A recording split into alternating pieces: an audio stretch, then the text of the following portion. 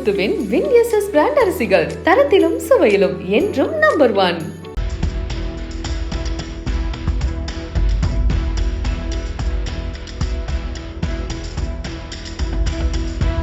திண்டுக்கல் மாவட்டம் கொடைக்கானல் பெருமாள் மலை பகுதியை சேர்ந்தவர் முனியாண்டி. பெயிண்டரான இவர் தினந்தோறும் பெருமாள் மலை பகுதியிலிருந்து சுமார் 12 கிலோமீட்டர் தூரம் கொடைக்கானலுக்கு இருசக்கர வாகனத்தில் பணிக்கு செல்வது வழக்கம். இன்று மலைப்பாதையில் செண்பகனூர் பிரிவு அருகே 3 இளைஞர்கள் லிப்ட் கேட்டுள்ளனர்.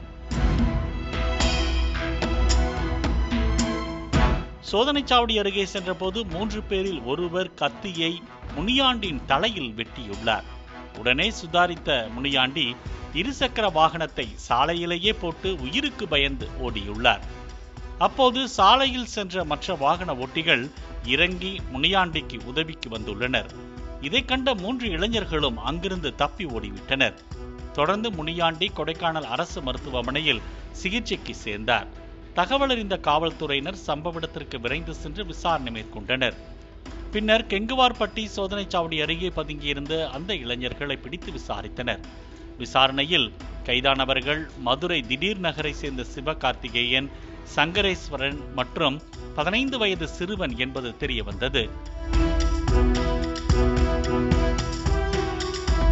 இதில் சிறுவன் 10ஆம் வகுப்பு தேர்வு எழுதிவிட்டு ரிசல்ட்டுக்காக காத்துக் கொண்டிருக்கிறானாம். லிப்ட் கேட்டு சென்று முனியாண்டியின் இருசக்கர வாகனத்தை திருடிச் செல்ல திட்டமிட்டுள்ளதும் விசாரணையில் தெரிய வந்துள்ளது. ஒருவருக்கு லிப்ட் கொடுத்தாலே பிரச்சனை, இதில் 3 பேருக்கு லிப்ட் கொடுத்தால் இப்படிதான் விபரீதங்கள் ஏற்படும். காங்கயம் முத்துவின் வின்எஸ்எஸ் பிராண்ட் அரிசிகள் தரத்திலும் சுவையிலும் என்றும் நம்பர் 1.